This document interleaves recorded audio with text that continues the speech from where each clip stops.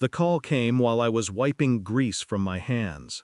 His voice slithered through the line, smug, heavy with power. "I have your son," he said. "The debt must be paid. 1 tooth for every day you're late." I stood in my garage, surrounded by the smell of oil and steel, listening to the echo of his laughter. He didn't know me, not really. I'd spent years pretending. A quiet mechanic, a man who had retired from a life no one dared speak of. But I was never just that. Beneath the dirt under my nails, beneath the silence of my exile, something still lived. Something he had just woken up. That night, his men were found butchered in their own hideout.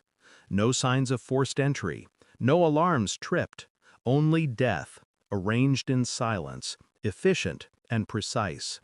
The boss called back at dawn, no laughter this time. His breath cracked into sobs. "Who are you?" I let the silence drag. Then I whispered, "You have 2 hours to release my son." And then I hung up. But the mob wasn't my real enemy. The deeper betrayal had come years before. A quieter cut. My wife's lies. It started with late nights, excuses too thin to stand on. I told myself she was tired, restless, lonely. I told myself I was imagining it. But then, her phone, left open on the table, a message thread not meant for my eyes. Affection in words she'd once saved for me, sent to another man. Not a stranger, a friend. The realization didn't come as fire. It came as ice, numbing, paralyzing. I played along, pretended not to know. She smiled at me in the mornings, kissed me goodnight, but I heard the distance in every word. The debt that had nearly cost my son's life had roots. She had helped him. Money from our account, my account, funneled to the man she swore was just a friend. Betrayal disguised as love. Treachery hiding under my own roof. And in that moment, I understood. The mob wasn't punishment, it was proof. I didn't confront her, not then. Instead, I watched, observed, gathered. Old habits returned like muscle memory. Her calls logged, her movements traced, bank records compiled and studied. Every lie she fed me was documented, measured, cataloged. Each detail stacked like ammunition, waiting to be used. At night, I lay awake beside her. She thought I was sleeping. She thought I was still the broken man who had retired, a ghost of what I once was. But the interrogator in me was alive again, and he was patient. The mob had taught me long ago, the fastest way to destroy a man is to let him believe he's safe. The same was true for her. She laughed in the kitchen, humming songs under her breath, planning weekends that would never happen. All the while, she thought her secret was intact. I let her live in that illusion, because the longer she believed, the sharper the blade would cut when the truth came. The confirmation came in a manila envelope. DNA results. Not from her, but from my son. Mine, yes, but only barely. A number that cut deeper than any blade. And the friend. His name linked to payments. His name tied to her.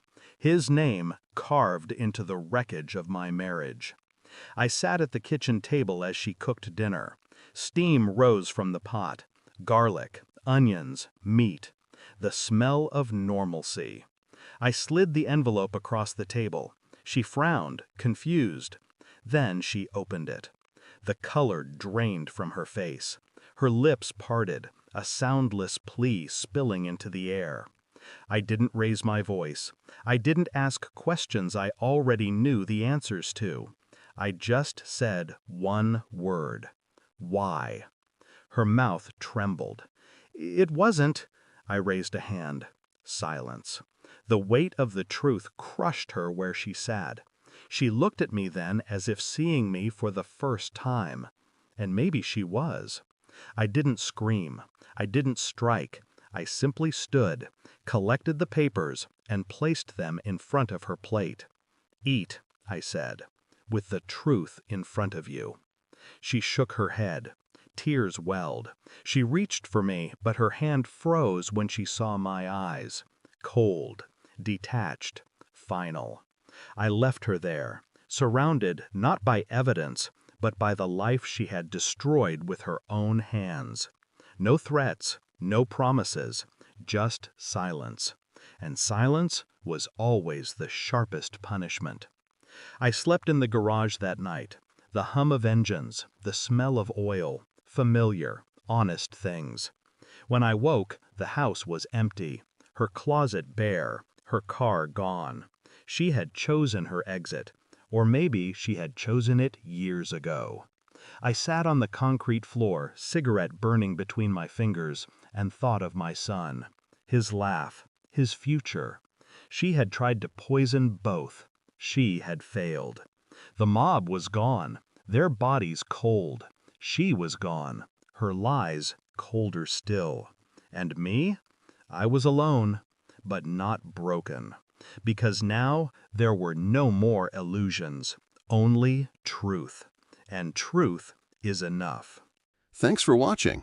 Don't forget to like, share, and comment. Subscribe now to Cheating Stories Insight World for more amazing stories.